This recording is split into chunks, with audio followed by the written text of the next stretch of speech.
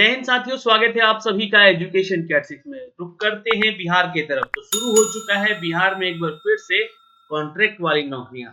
जी हाँ, बेल्ट्रॉन के माध्यम से डेटा एंट्री ऑपरेटर की वैकेंसीज निकाल दी गई है। देखिए, मैं आपको फिर से याद दिला दूं कि मैं कई सालों से आप लोगों से यूट्यूब पे जुड़ा हुआ हूँ। मैंने यूट्यूब पे बहुत सारे क्लासेस भी दिए हैं बेल्ट्रॉन को लेकर, डेटा एंट्री ऑपरेटर को लेकर, स्टेनोग्राफर को लेकर। मतलब इनकी मॉक टेस्ट जो है उनके रिगार्डिंग आपको क्लासेस देखने को मिली है।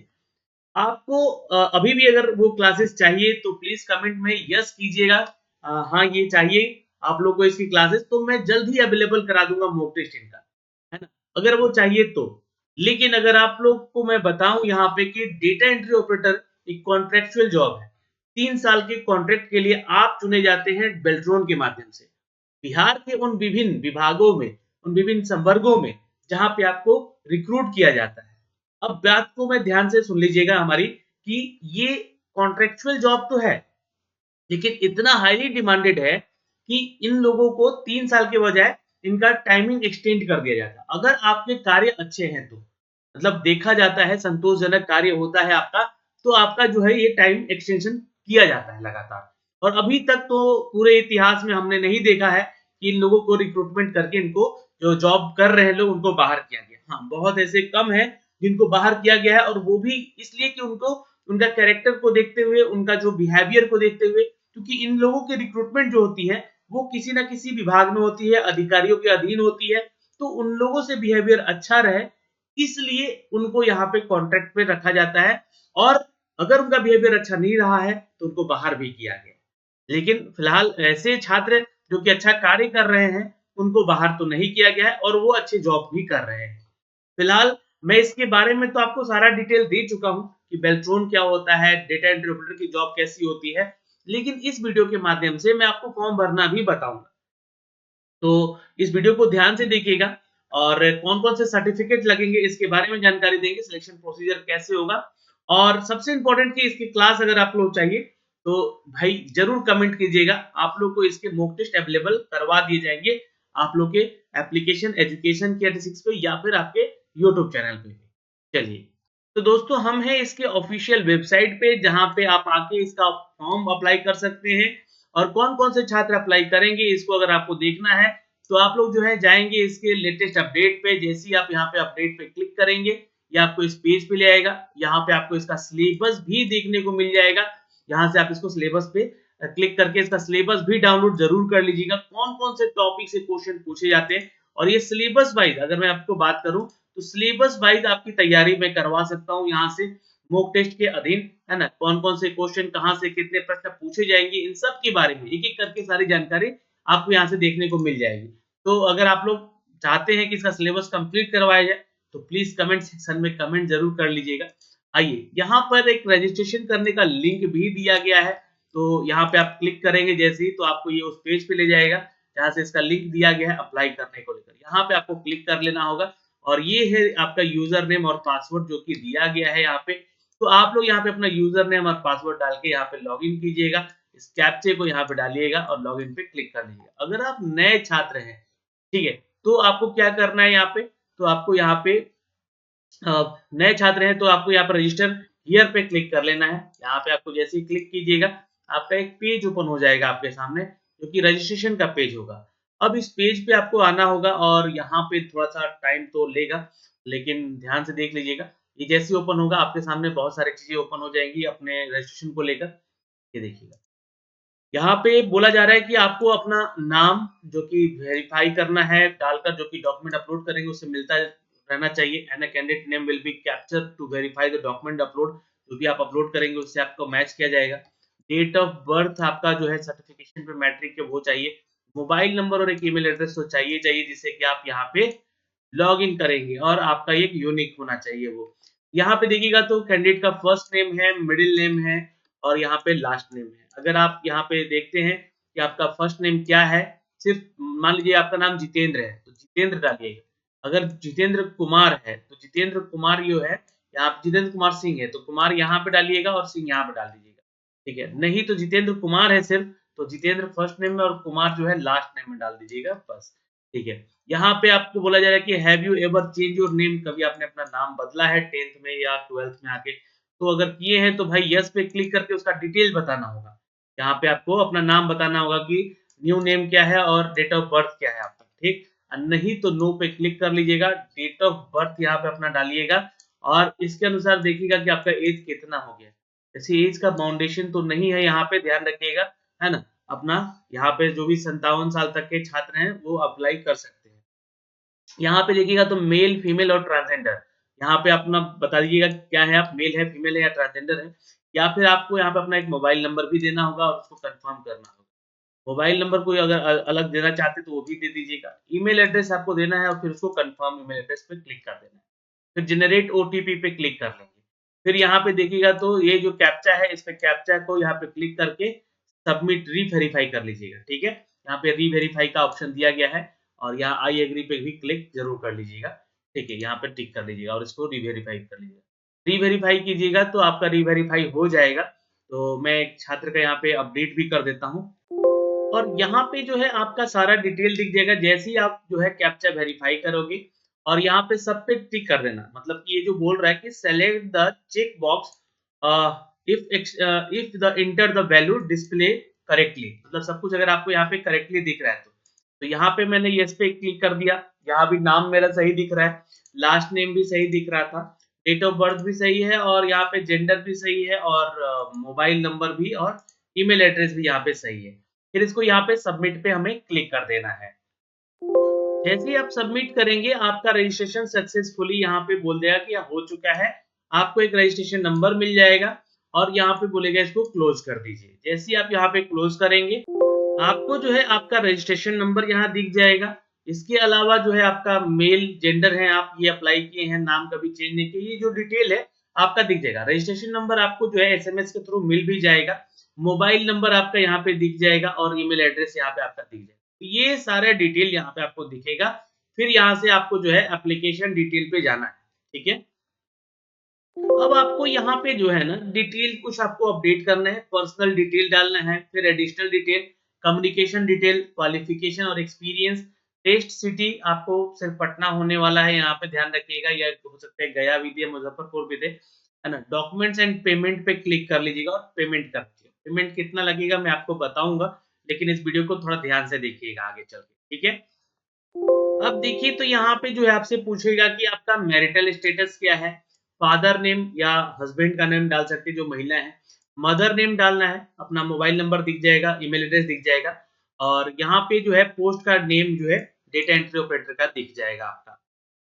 फिर आपको जो है यहाँ पे आपका जो है नेशनलिटी बताना है, डोमिसाइल बिहार से है तो यस पर क्लिक कीजिएगा और उसका डिटेल भी आपको डालना होगा। रिजर्वेशन कैटेगरी कौन सी है, तो यहाँ पे जैसे यस की, जैसे कि यहाँ पे इंडियन पे क्लिक किया आपने, है ना? इंडियन पे क्लिक किया सपोज और यहाँ पे जो है डोमिसाइल वाले सेक्शन पे क्लिक कर लिया यस पे।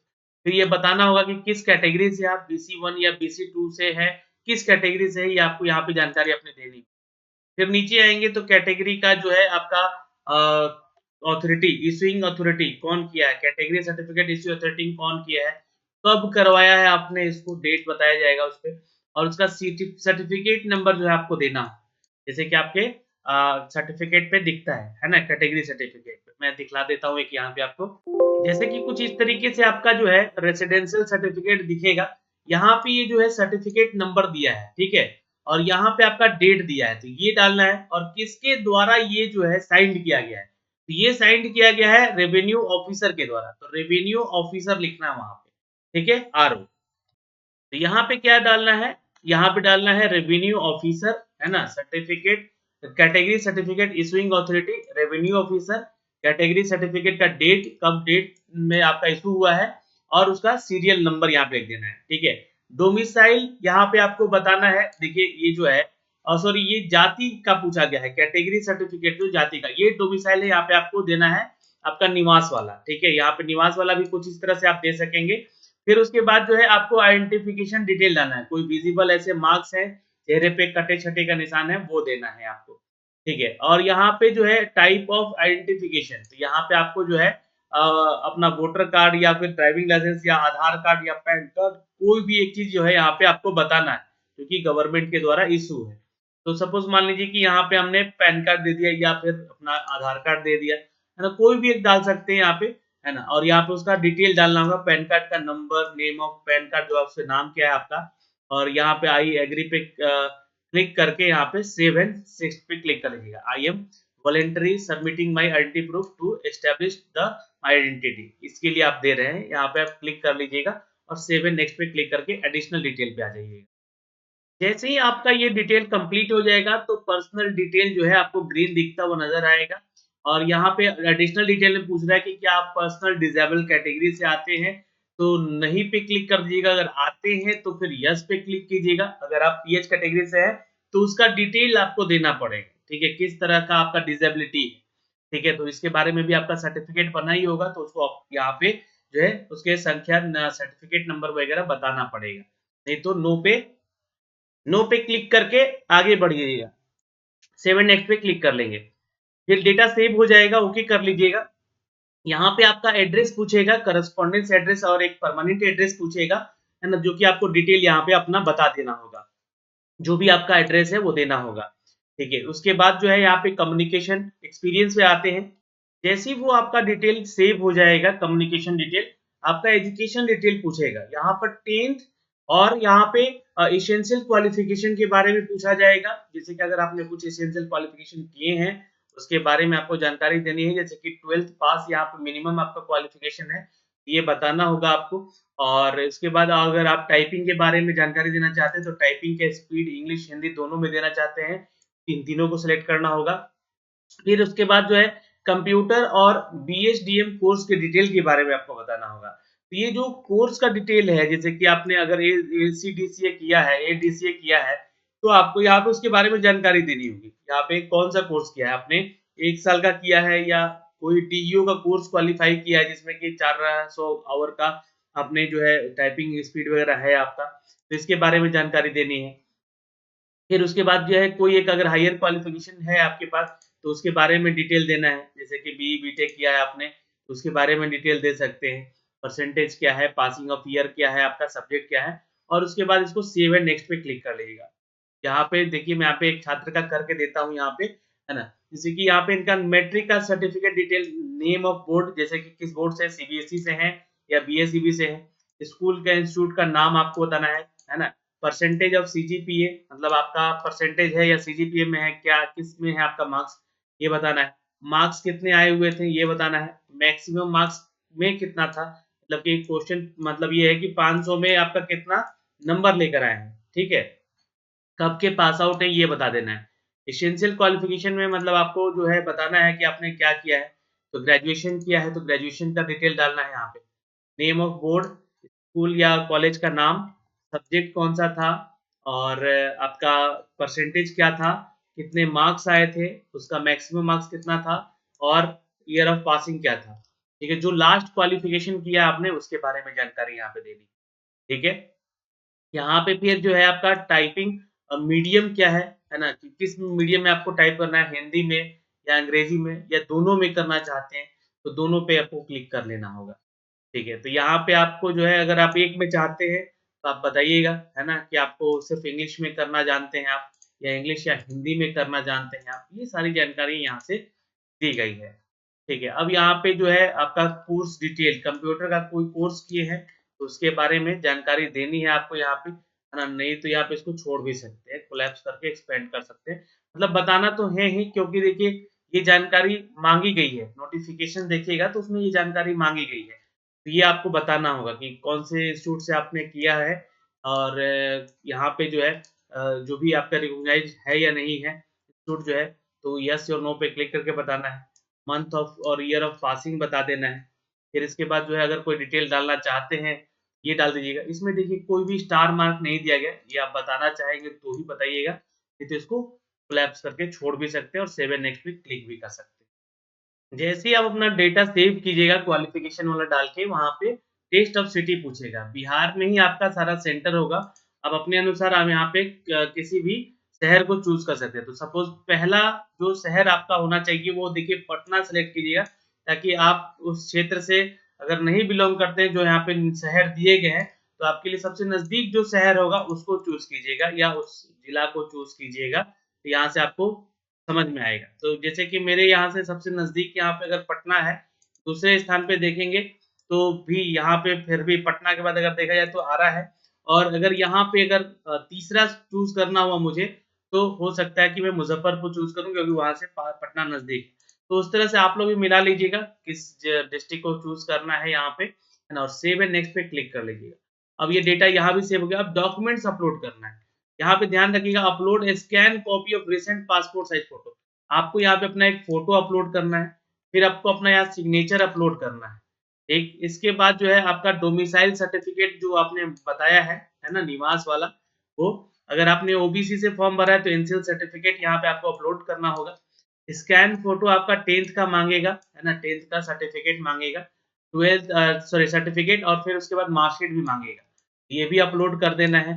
फिर उसके बाद जो है एसेंशियल क्वालिफ़िकेशन माँगेगा आपका, जो कि आपने अप्लाई किया है, ग्रेजुएशन बताया है जो भी, या 12th बताया है ना? यहाँ पे वो भी उसका जो है मार्कशीट अपलोड कर देना है, और अपलोड योर 1 साल का जो कंप्यूटर कोर्स के बारे में आपने जानकारी दी है, उसको अपलोड करना है। फिर upload your other relevant document, अगर कोई है अगर अदर से, तो आप उसको भी अपलोड कर सकते हैं यहाँ पे। फिर यहाँ पे देखिएगा तो ₹1000 आपसे पेमेंट माँगेगा, कि आप जिस कैटेगरी से बिलॉन्ग करते हैं, वहाँ से आपको ₹1000 ये देना होगा। ये अपलोड करके और फाइनली डॉक्यूमेंट पे यहाँ पे कंप्लीट हो जाएगा और पेमेंट कर दीजिएगा, तो यहाँ से आप जो है फॉर्म इस तरह से भर सकते हैं। एक बात का ध्यान रखिएगा कि जो फ़ोटो का साइज़ है, वो 50 से लेकर 80 केबी के बीच का होना चाहिए। उससे ज़्यादा बड़ा भी नहीं और उससे ज़्यादा छोटा भी नहीं होना चाहिए।